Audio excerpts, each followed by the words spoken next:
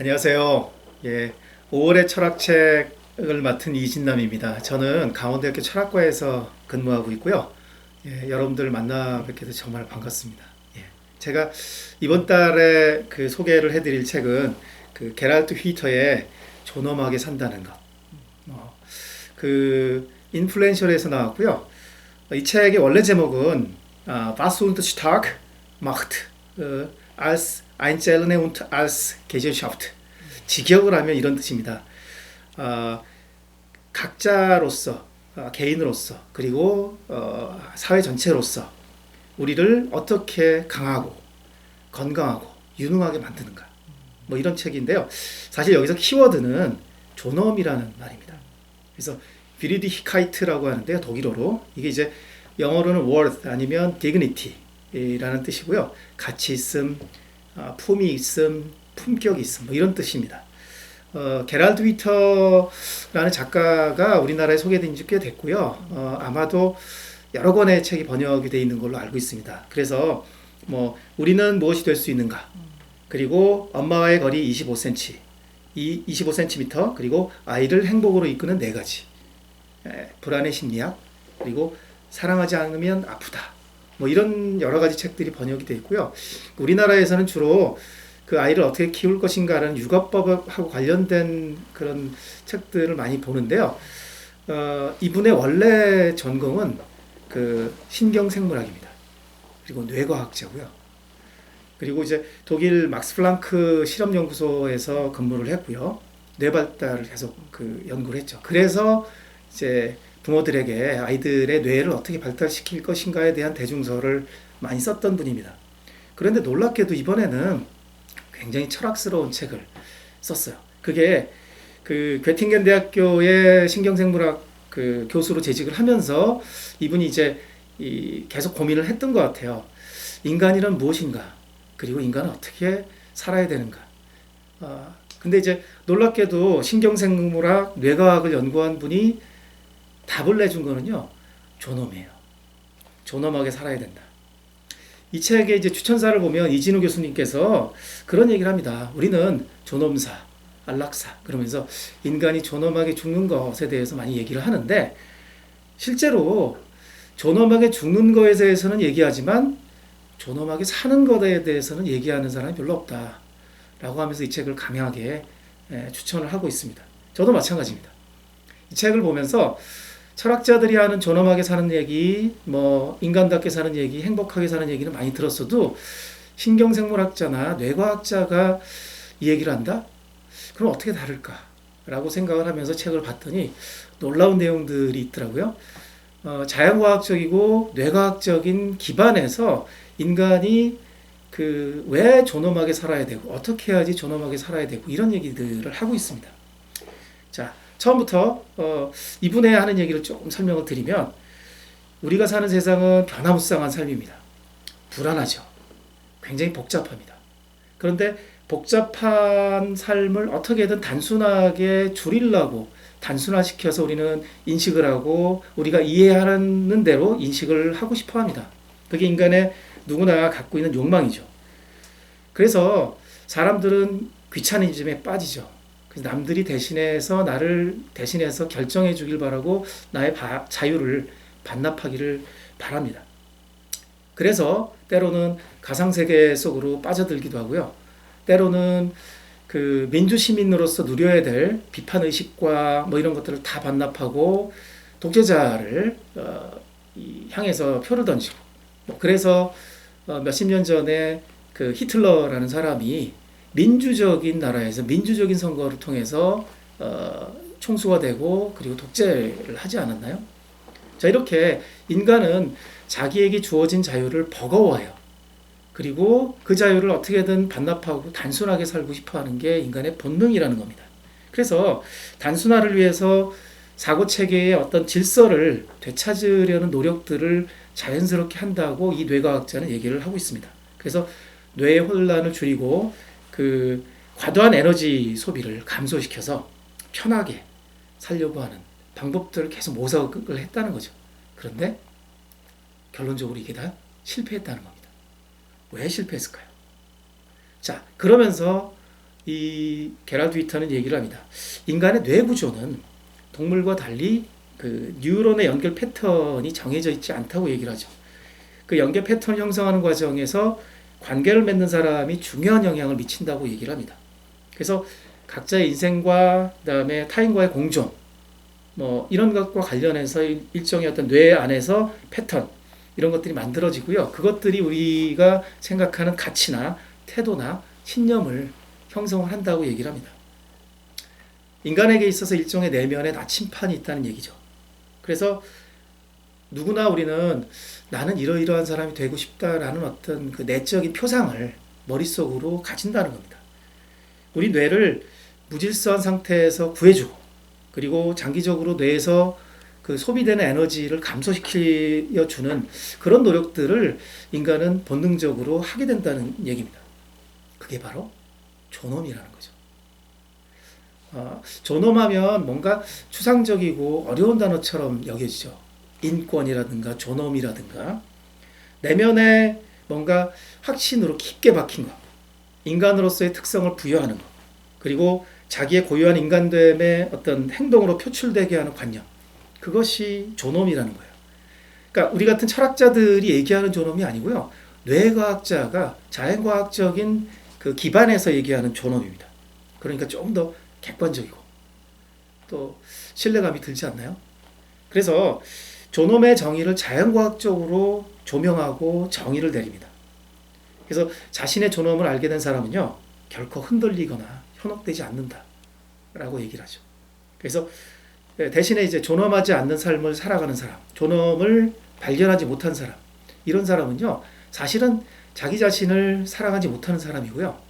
당연히 다른 사람을 사랑할 줄도, 다른 사람을 존중할 줄도 모릅니다.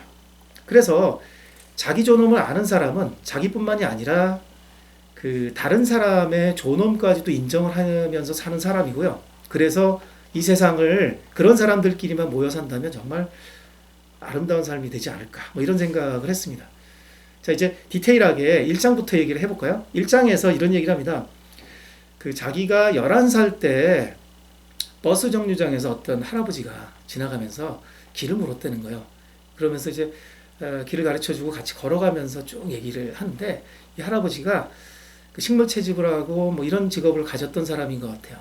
그런데 걸어가면서 모든 생물에 대해서 하나하나 다 이름을 불러주고 그리고 거기에 대해 설명해주고 이런 걸 보면서 그 놀라웠다는 그런 추억이 있다는 거죠. 그러면서 이 책을 쓰게 된 당시에는 그 이후에 한 50년 정도가 지났는데 자주자주 그 사람을 생각하면서 왜 그 할아버지는 그런 생각을 했을까?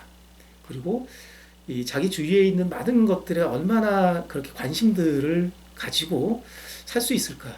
그게 가능할까? 자, 이 게랄드 휘터는 그 얘기까지는 안 하는데 제가 생각할 때는 이건 아리스토텔레스가 생각하는 테오리아하고 거의 비슷합니다. 테오리아는요, 자기 자신에 대해서 생각하고 내 주위를 둘러싼 것에 대해서 늘 이렇게 마음을 열어놓고 받아들이고 생각하는 그것을 말합니다.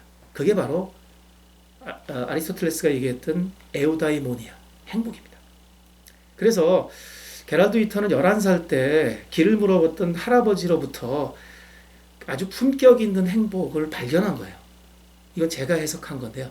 그러면서 그 최적화에 실패한 어떤 이 세상, 노동의 어떤 그 의미를 발견하지 못하고 그리고 어렵게 살아가는 늘 그 해야 되는 일에 치이는 뭐 그런 현대인들에 대해서 얘기를 하고 있습니다.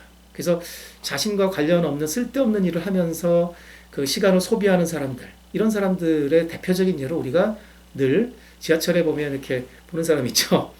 핸드폰 들여다보고 인터넷 들여다보고 이러면서 그 진정으로 내가 무엇인가, 어떤 사람인가, 세계는 어떤 존재인가에 대해서 생각을 하지 않고 계속 그 자기를 유혹하는 것들, 현혹시키는 것들에 대해서 이렇게 정신을 파는 사람들이 많다는 겁니다. 그래서 지금 현재의 우리 사회를 살고 있는 많은 사람들을 어떻게 보면 그 인터넷을 통해서 모바일을 통해서 나는 세상의 모든 것을 다 안다고 자부를 하지만 그렇지 않다는 거죠. 실제로 우리가 아는 거는요, 그 인터넷 정보를 통해서 주어지는 정보, 그 디지털화된 정보가 아니고요. 내가 느끼는 거고 내가 받아들이는 거라는 겁니다. 그것들을 우리 21세기의 현대인들은 잘 모른다는 거죠. 그러면서 제 2장에서는 이렇게 얘기합니다. 존엄이라는 말, 독일어로 비르디히카이트라는 말이 키케로의 그 의무론에서 처음 나왔다. 키케로는 디그니타스라고 얘기를 하는데요. 또는 엑셀렌치아라고 얘기하는데 이게 이제 영어의 디그니티 그리고 엑셀런스하고 거의 비슷합니다.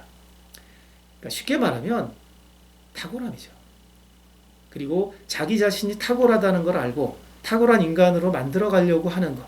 이거는요, 사실은 고대와 중세에 있어 오랜 전통을 가져왔던 덕윤리의 전통에 있습니다. 인간은요, 평등하지 않습니다. 놀라운 얘기죠? 예, 평등하다고 믿고 있는데 권리는 평등할 수 있어요. 하지만 그건 형식적인 얘기고요. 인간이 인품으로서의 인간, 각각의 인간은요, 다 다릅니다. 다를 수밖에 없고 우리는 다른 사람보다 더 훌륭한 사람이 돼야 됩니다. 평등해서는 안 되죠. 우리는 그런데 하향평준화를 꿈꾸죠. 누구나 똑같은 거 아니야? 자, 그때 우리는 누구나 똑같은 거는 권리뿐이라고 생각을 하셔야 됩니다. 아리스토텔레스도 그렇고 플라톤도 그렇고 자, 공자나 맹자도 똑같은 얘기를 했어요. 인간은 자, 남들보다 나는 훌륭한 사람이 돼야 된다. 그리고 훌륭한 사람을 공경할 줄 알고 우리는 그 훌륭한 사람을 본받으면서 살아야 된다. 이런 얘기를 합니다. 그래서 이 덕윤리는 근대의 윤리가 시작되기 이전에는 거의 상식적인 거였습니다. 어떤 철학자들도 다 덕이 있게, 거기서 덕이 있다는 건 훌륭하다는 걸 얘기합니다. 탁월하다는 걸 얘기하고요. 이게 바로 존엄하다는 겁니다. 그래서 스토아 철학자들도 자기 자신의 존엄함을 알고 외부 상황에 또는 운명에 대해서 기꺼이 받아들이되 자기 자신의 존엄성을 지키면서 죽음 앞에서도 각종의 고난 앞에서도 꿋꿋한 삶을 살았던 겁니다. 그래서 고대인들은, 중세인들은 우아함, 아름다움, 존엄 이런 것들 최고의 가치로 여겼죠. 여러분들은 자기 자신의 삶에 대해서 얼마나 존엄하다고 생각을 하시나요? 그리고 자기 자신이 얼마나 아름답다라는 것들을 느끼고 계신가요? 자, 자기 자신의 아름다움 그리고 자기 자신의 어떤 소중함을 알고 그걸 사랑할 줄 아는 사람은요, 존엄한 사람입니다. 그리고 그 존엄함은요, 어릴 때부터 가르쳐줘야 돼요. 그게 게랄드 휘터가 얘기를 하는 겁니다. 게랄드 휘터는 이 책에서는 구체적으로 어떻게 존엄한 사람으로 살아야 되는가, 어떻게 존엄한 사람으로 키울 수 있는가에 대해서 구체적인 방법은 얘기하지 않고 있습니다. 하지만 그거는 게랄드 휘터의 다른 책들을 보시면, 아까 제가 소개한 그 책을 보시면 아마 알 수 있을 것 같습니다. 자, 고대나 중세 때만 그랬던 것이 아니고요. 존엄함이라는 거는 근대에도 마찬가지입니다. 잠깐 제가 중세 얘기를 빠뜨렸네요. 중세에도 많은 철학자들과 신학자들은요, 이렇게 얘기를 했어요. 인간이 존엄한 거는 존엄한 신이 인간을 만들었기 때문에, 그리고 다른 생물과 다르게 인간에게 가장 존엄한 특권을 부여했기 때문에 존엄하다. 그러니 아직도 그리스도교에서는 그 존엄한 인간을 함부로 죽이거나 해칠 수 없다라고 얘기를 하죠. 존엄하고 선한 전능한 신이 만들었기 때문에 이 세상은 다 아름답고 선한 거다라고 가르치는 겁니다. 그 사상이 그대로 이어져 와서 근대에도 임마누엘 칸트는 인간의 존엄성, 인격에 대한 무조건적인 어떤 존중이 필요하다라고 얘기를 한 게 여러분들이 다 알고 계시는 정언명법이죠. 정언명법이라는 거 말은 어렵게 번역을 했지만 사실상은 무조건적인 명령이라는 겁니다.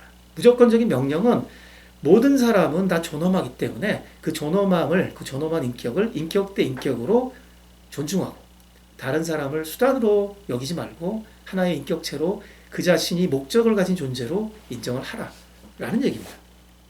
이 전통은 계속 이어져 내려왔습니다. 하지만 나중에 산업화를 통해서 사람들이 황금 만능주의에 빠지고 이러면서 또는 위기적인 사회 질서가 만들어지면서 복잡성이 가속화되죠. 자, 다시 3장에서는 게랄드 휘터는 인간의 뇌에 대해서 얘기를 합니다. 인간의 뇌는요, 동물과 다르게 특히나 유연합니다. 이거를 플라스티시티라고 얘기합니다. 플라스틱처럼 말랑말랑하다라는 겁니다. 그거는요, 그 물리적으로만 말랑말랑한 게 아니라 그 안에서 끊임없이 변화할 수 있다는 걸 의미합니다. 그걸 이제 우리말로 가소성이라고 하죠. 뇌의 가소성은 인간에게 있어서 탁월합니다. 그래서 인간은 다른 동물보다는 훨씬 더 많은 것들을 학습할 수 있죠. 그렇게 해서 학습된 것들을 수평적으로, 수직적으로 전달을 해준다는 겁니다.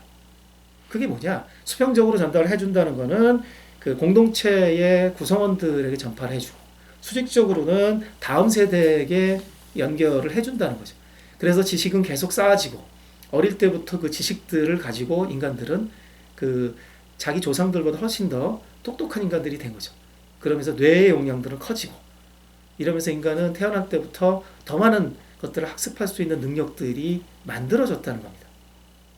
이러면서 개인들은요, 어릴 때부터 가능성을 갖고 태어났습니다. 무한한 어떤 뇌의 어떤 가소성을 갖고 태어났죠. 그러면서 끊임없이 학습 과정에서 실패와 다른 사람들과의 만남을 통해서 좀 더 성숙해지고 완성을 해 나간다고 얘기를 합니다. 자, 우리가 사는 21세기 사회는요, 사람들마다 종교관, 가치관, 윤리관, 세계관이 다 다릅니다. 이것들을 하나로 엮어주는 것이 무엇일까? 게럴드 위터는 그것을 인간 존엄성에 대한 경험이라고 얘기를 합니다. 그래서 그 소속감이라든가 자율성이라든가 이 두 가지의 어떤 어떻게 보면은 그 양립할 수 없는 것처럼 보이는 것들이 사실상은 인간 존엄이라는 가치로 엮을 수 있고 묶을 수 있고, 그래서 모두가 다 한 집단에서 소속된 한 인간으로서 살면서 그 집단 공동체를 존중하고 하나가 돼서 살아나가는 동시에 그 안에 존재하는 개인의 자율성 그리고 존엄함을 인정할 수 있다는 겁니다. 자, 이제 4장으로 들어가면 게럴드 위터는 좀 이과적인 얘기, 자연과학적인 얘기를 합니다. 연력학 제2법칙을 얘기하죠. 에너지는 모든 자연의 모든 현상에 고르게 분포된다라는 연력학 제2법칙에 근거해서, 따라서 모든 생명체는 스스로 질서를 만들어내는 자기조직화의 능력을 가지고요. 그리고 엔트로피, 그 무질서를 낮춰서 어떻게든 에너지의 소비되는 에너지의 양을 줄여서 자기조직화를 높이고, 그래서 생존 가능성을 높인다라는 전략들을 본능적으로 가진다는 겁니다. 자, 이게 자연과학에서 요즘에 얘기하는 건데요. 사실상은 고대 스토아 철학에서 얘기하는 것과 너무 비슷합니다. 저자는 그 얘기는 안 하지만 제가 볼 때는 스토아 철학자들이 얘기하는 그 오이케이오시스, 번역을 하면 자기 자신을 보존하려고 하는 일종의 본능 같은 겁니다. 그게 바로 모든 생명체에 공통적으로 주어져 있다는 거고요. 그리고 인간도 예외가 아니라는 거죠. 그래서 인간도 다른 모든 생물체처럼 자기 자신의 어떤 그 에너지 소비를 줄이려는 경향이 있고, 이것이 바로 뇌에도 나타난다는 거예요. 그래서 인간에게 있어서 가장 많은 에너지를 소비하고 있는 게 뇌라고 하죠. 그런데 왜 그러냐면 다른 동물들보다는 뇌 용량이 크기 때문에 가만히 있을 때, 멍 때릴 때조차도 20% 정도의 어떤 에너지를 소비한다고 얘기를 합니다. 그래서 학습이라든가 감정이라든가 욕구라든가 이런 걸 느끼면서 동시에 벌써 에너지가 막 증가를 한다는 거죠. 그러니까 가만히 있는 거, 심지어는 잠을 잘 때조차도 뭔가를 생각을 계속 한다는 거죠. 그러면서 인간은 계속 그 에너지를 소비를 합니다. 그래서 어떤 인간은 그 혼란 상태에서 어떻게든 자유롭고 좀 편안한 상태로 만들어내려고 하는 본능적인 생각들을 가지게 된다는 거죠. 자, 그걸 뭐라고 하냐면 그 휴리스틱스라고 얘기하는데요. 저자는 그 얘기는 하지 않습니다. 하지만 요즘에 경영학이나 이런 데서 많이 얘기를 하는 겁니다. 자동화된 사고라고 얘기를 하죠. 그래서 논리적으로 외부에서 어떤 자극이 왔을 때 그것들을 내가 어떻게 받아들이고 어떻게 생각할까를 의도적으로 생각하지 않아도 자동적으로 바로 반응이 나오게 계속 이렇게 똑같은 패턴으로 생각을 하다 보면 똑같은 생각이 나와서 예를 들면 이런 거죠. 어떤 사람이 나한테 툭 쳐요. 그러면 어떤 사람은 이렇게 보면서 그냥 웃죠. 근데 어떤 사람은 화를 냅니다. 근데 그게 웃는 것과 화를 내는 반응이 나오는 거는 0.1초도 안 걸려요. 그거는 사고 과정이 자동화 시스템으로 입력이 된 겁니다. 자동 나오면 바로 반응이 나오죠. 그래서 우리는 감정이 그냥 그 생각하지 않고 자동화된 반응으로 나간다고 착각을 하는데 사실상은 이미 고대의 스토아 철학자들도 얘기했습니다. 그거는요, 그 자동화된 시스템으로 만들어진 사고 과정입니다. 근데 의도적으로 생각하는 것보다 훨씬 더 빠른 시간에 생각을 하기 때문에 에너지 소비가 적다는 거죠. 이런 감정들, 이런 반응들을 만들어주는 거고, 이게 과학적인 용어로 얘기하면 일관성이라고 얘기를 합니다. 그래서 누구나 거의 본능에 새겨진 어떤 그 일관성을 만들어내는 거고요. 이게 사실은 인격이라는 겁니다. 자기 자신의 존엄을 알고, 그리고 자동화된 시스템을 만들어서 좋은 시스템을 만든 사람은 훌륭한 인격을 가진 사람인 거죠. 그래서 그 다음에 5장, 6장, 7장, 8장, 9장에 걸쳐서 게랄드 위터는 이런 얘기를 합니다. 과연 이 강인한 마음을 가지고 지혜롭게 남들로부터 존경을 받으면서 품위 있는 그런 인격을 가지고 살아가려면 어떻게 해야 되느냐. 끊임없이 다른 사람과 자기 자신의 존엄함을 깨닫고 그 존엄함을 그 가슴 깊이 느끼고, 그러니까 머릿속으로만 그러는 것이 아니라 마음속으로도 느껴야 됩니다. 그러니까 이성과 감정과 욕구로 느끼고 실천하면서 살아나가는 것. 그러면서 동시에 이 다른 사람들과 훌륭한 사람들끼리 만나면서 서로 교제를 하면서 살아가는 것. 이런 삶이 축적이 됐을 때 진정으로 행복한 사람이 된다는 겁니다. 그게 바로 존엄이고요. 그게 바로 여러분들에게 오늘 얘기를 해드린 그 존엄하게 산다는 것이라고 번역된, 원래 제목은 Was uns stark macht. 어떻게 우리는 우리 스스로를 강하게, 존엄하게 만들 수 있는가? 라는 책이었습니다. 5월의 철학책이었습니다. 고맙습니다.